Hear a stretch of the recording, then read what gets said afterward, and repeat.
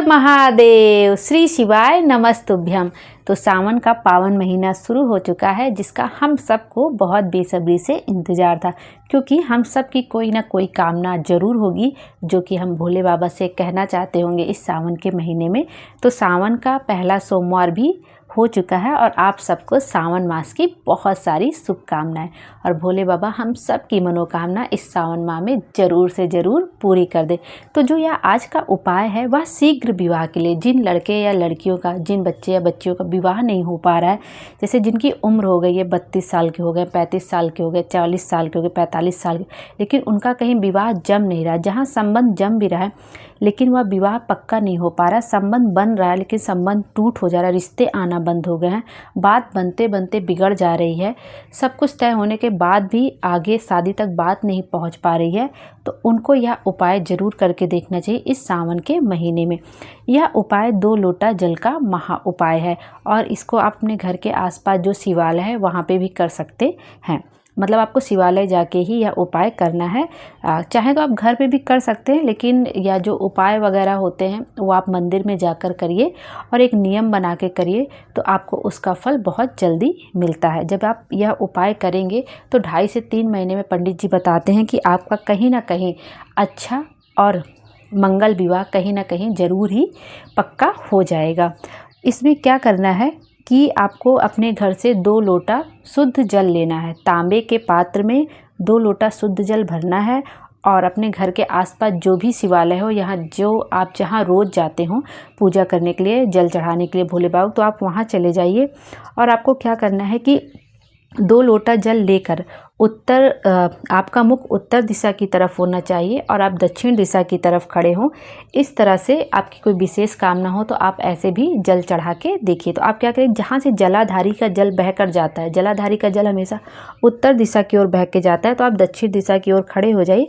आप ऐसे ये उपाय किसी भी दिशा से कर सकते हैं, आप पूर्व दिशा खड़े कर सकते हैं, पश्चिम दिशा कर सकते हैं, लेकिन दक्षिण दिशा से चढ़ाया गया जल दक्षिण दिशा की तरफ आप होते हैं और आपका मुख उत्तर दिशा की तरफ होता है, तब आप जो उपाय करते हैं या जल चढ़ाते हैं उसका फल हमें बहुत जल्दी मिलता है। तो आप इस तरह से भी यह जल चढ़ा सकते हैं। आपको क्या करना है कि माता अशोक सुंदरी का स्थान हम सबको पता होगा कि जो जलाधारी है, जो उत्तर की तरफ जलाधारी का मुख होता है, तो उसके जो दाहिने हाथ पे गणेश जी का स्थान होता है, बाएं हाथ पे कार्तिकेय जी का स्थान होता है, बीच में माता अशोक सुंदरी का स्थान होता है। जो सांप की आकृति बनी होती है, कहीं कहीं पे मोटी मोटी सी लाइन होती है, वो माता अशोक सुंदरी होती है। और जहाँ पे शिवलिंग विराजमान होता है और जो उसके चारों तरफ थोड़ी सी जगह बची हो तो वो माता पार्वती का हस्तकमल होता है। तो हमें क्या करना है, इसमें हमको शिवलिंग पे इधर उधर जल नहीं चढ़ाना है, ना गणेश जी पर, ना कार्तिकेय जी पर, कहीं पर भी जल नहीं चढ़ाना।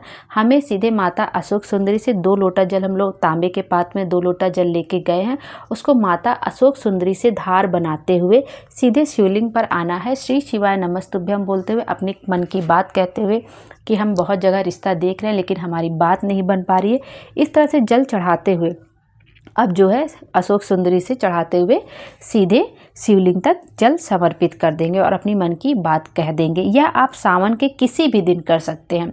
आपको करना क्या है, बस एक नियम बनाना है कि हाँ, जैसे आप जिस दिन पहले दिन जल चढ़ाने जाए उसी दिन एक नियम ले लीजिए, अपने मन में एक विश्वास पक्का कर लीजिए कि हाँ, मैं 5 दिन, 11 दिन, 7 दिन, 21 दिन कि मैं इस सावन के महीने में इतने दिन यह जल इस तरीके से चढ़ाऊंगी। तो आप देखेंगे कि जब आप एक नियम लेके कोई चीज़ जल चढ़ाना शुरू करते हैं या कोई उपाय करते हैं तो आपकी मनोकामना अवश्य ही पूरी होगी। तो आप इस तरह से जल चढ़ा कर देखिए, आपका विवाह जरूर अच्छी जगह पे पक्का हो जाएगा। आप चाहे तो यदि आप यह उपाय नहीं कर सकते तो आपके स्थान पर आपके माता पिता भी उपाय कर सकते हैं। लेकिन जब आपके माता पिता यह उपाय करें या जिनके बच्चे कोई उपाय नहीं करना चाहते हैं तो उनके माता पिता भी उनके लिए उपाय कर सकते हैं। बस आपके अपने बच्चे को यह बता देना है कि हम आपके लिए विवाह के लिए यह उपाय कर रहे हैं। और जब आप शिवलिंग पर जल चढ़ाइए माता अशोक सुंदरी से धार बनाते हुए शिवलिंग तक, तब उस बच्चे का नाम और गोत्र बोल के तब इस तरह से जल उनके लिए आप समर्पित कर देने। बस एक नियम बनाना है कि 5, 7, 11, 21 जितने दिन भी आपको करना है उस दिन एक नियम बना के आपको ऐसे या जल उतने दिन समर्पित कर, इस तरह से आप यह उपाय करके देखिए, आपका विवाह ज़रूर से ज़रूर और अच्छी जगह रिश्ता ज़रूर पक्का होगा। और जो दूसरा उपाय है कि हम सावन मास में कर सकते हैं, 2 लोटे जल का ही महा उपाय है। इसमें क्या करना है कि जिसको बहुत अधिक बीमारी घेर रही हो, हमेशा वह व्यक्ति बीमारियों में ही घिरा रहता हो, रोग खत्म होने का नाम ही नहीं ले रहा, कोई एक बीमारी ठीक होती दूसरी बीमारी पकड़ लेती, तो इसके लिए हम क्या उपाय कर सकते हैं कि हमें इसमें भी तांबे के पात्र में एक अपने घर का शुद्ध जल भरना है तांबे के पात्र में, और एक पात्र और लेना है, लेकिन वो तांबे का पात्र नहीं होगा, आप स्टील का ले सकते हैं, चाहे वह कटोरी हो, ग्लास हो या छोटा सा क्या बोलते हैं लोटा हो, वो कलश हो, कुछ भी ले लीजिए, लेकिन उसमें भरना है दूध। आप गाय का शुद्ध दूध भर, आपको पूरा लोटा भर के नहीं दूध चढ़ाना है, थोड़ा सा ही आप दूध ले लीजिए। पंडित जी यह बताते हैं कि कोई भी आपसे यदि कहे कि आप इतना लीटर दूध चढ़ाइए तब आपकी मनोकामना पूरी होगी, इस तरह से करिए, तब आपको यह सब नहीं करना है। बस आप शिवलिंग पर यदि 1 चम्मच दूध भी समर्पित करते हैं, आधा चम्मच दूध भी समर्पित करते हैं, तो वह भी आपको उतना ही फल देता है। बस भोले बाबा आपके मन का जो भाव है, आप किस श्रद्धा से, किस भावना के साथ जल दूध समर्पित कर रहे हैं, बस वो देखा जाता है कि 5 लीटर दूध आप शिव जी को समर्पित कर देंगे तो वो उससे नहीं प्रसन्न होते। आप 1 बूंद भी जल समर्पित करेंगे तो भोले बाबा उससे भी प्रसन्न हो जाते हैं। तो इसमें क्या करना है, एक तांबे के पात्र में शुद्ध जल भरना है और एक स्टील के पात्र में हमें थोड़ा सा गाय का दूध लेना है। गाय का दूध कच्चा दूध होता है, कच्चा दूध लेना है, कच्चा दूध लेना है और चले जाना है शिवालय अपने घर के आसपास, और दोनों पात्र एक साथ, मतलब दूध और जल का धार एक साथ ही हमें शिव जी पर समर्पित करना है। कुंदकेश्वर महादेव का नाम लेकर, कुंदकेश्वर महादेव का नाम लेकर दूध और जल हमें साथ में समर्पित करना। एक बात का ध्यान रखिए कि आप दूध थोड़ा सा ही लीजिएगा, लेकिन ऐसा मत करिएगा कि आपने पानी बहुत ज़्यादा ले लिया फिर उसमें 1 चम्मच दूध, ऐसा बिल्कुल मत करिएगा। 2 चम्मच दूध लीजिए, आधा कलश दूध लीजिए, थोड़ा सा दूध लीजिए, मतलब थोड़ा सा ही दूध लीजिए, थोड़ा सा दूध लेंगे लेकिन केवल दूध ही लीजिएगा, गाय का दूध, और एक में कलश में आप जल भर लीजिएगा। तो आप लेके जाइएगा शिवालय में और शिवलिंग पर समर्पित कर दीजिएगा। साथ में कुंदकेश्वर महादेव का नाम लेके दूध और जल समर्पित करना है। यह रोग मुक्ति का बहुत ही आसान सा उपाय है। यदि आपको बीमारियां बहुत ज़्यादा घेर रही होंगी तो उससे आपको निजात जरूर मिलेगी। इस तरह से आप यह उपाय भी आप कई दिन, मतलब अपनी एक नियम बना के यह उपाय कई दिन के लिए कर सकते हैं, 5, 7, 11 या 1 दिन भी कर सकते हैं। मतलब एक नियम ज़रूर होना चाहिए कि हाँ मैं 5 दिन तो करूँगी ही करूँगी या 11 दिन ही करेंगे। तो इस तरह से एक नियम बना के आपको कुंदकेश्वर महादेव का नाम लेकर दूध और जल शिव जी पर समर्पित करना। बस एक बात का ध्यान रखिएगा कि तांबे के पात्र में दूध कभी भी समर्पित नहीं होता है शिव जी को। तो इस तरह से तांबे के पात्र से दूध नहीं समर्पित करना है, तांबे के पात्र से सिर्फ जल समर्पित करना।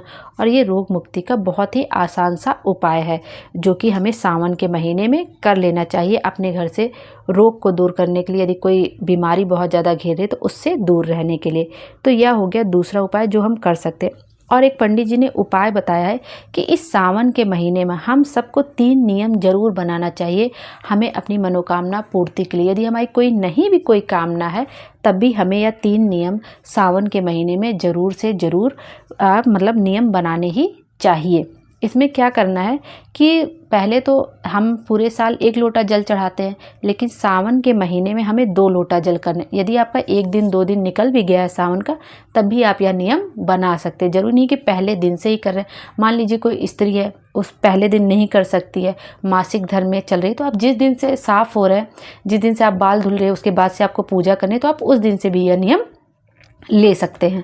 तो आपको क्या करना है, 2 लोटा जल तांबे के पात्र में, छोटा छोटा लोटा रखिए, 2 कलश से जल शिवलिंग पर समर्पित कर, मतलब जल की धार, 2 जल की धार शिव जी को समर्पित होगी सावन के महीने में। और दूसरा नियम उन्होंने जो बताया कि सावन मास में हमें किसी भी 5 दिन, आप चाहे 5 सोमवार का नियम ले सकते हैं। अब 1 सोमवार तो चला गया, आप नहीं ले सकते हैं, और नहीं तो आप 5 किसी भी सावन में 5 दिन लगातार, आप सावन के 5 दिन या बीच बीच में जब भी आपको जैसे भी मौका मिले, सुबह शाम आपको जब भी दोपहर में, सुबह शाम आपको जब मौका मिल जाए, आपको 5 दिन ऐसे निकालने हैं कि आपको बेलपत्र के वृक्ष के नीचे बैठकर, मतलब बेलपत्र का वृक्ष इतना बड़ा हो कि उसकी छाँव हमारे ऊपर पड़े, तो हमें श्री शिवाय नमस्तुभ्यम का जाप करना है अपनी मनोकामना पूर्ति के लिए, अपने घर की सुख समृद्धि के लिए।